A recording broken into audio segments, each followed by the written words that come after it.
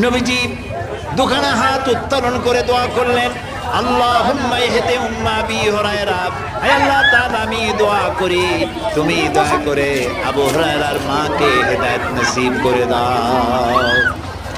রাসূলুল্লাহ দোয়া করলেন আল্লাহর মায়ের হেদায়েত করে দাও। হযরত আবু হুরায়রা রাসূলের মুখে দোয়া শুনে দিয়েছেন দৌড়।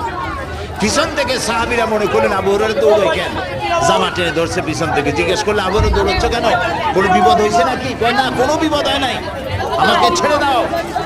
কেন, কি হয়েছে? হযরত আবু হুরায়রা বলেন, সাহাবীরা আমাকে ছাড়ো, আমি দৌড়াইয়া বাড়ি গিয়ে দেখতে চাই। আমি আগে দৌড়াইয়া বাড়ি পৌঁছলাম, নাবি বাড়ি পৌঁছবার আগে আল্লাহ নবীর দোয়া আমার বাড়ি পৌঁছায়। এই দুইটা জিনিসের কোনটা আমি দেখতে চাই।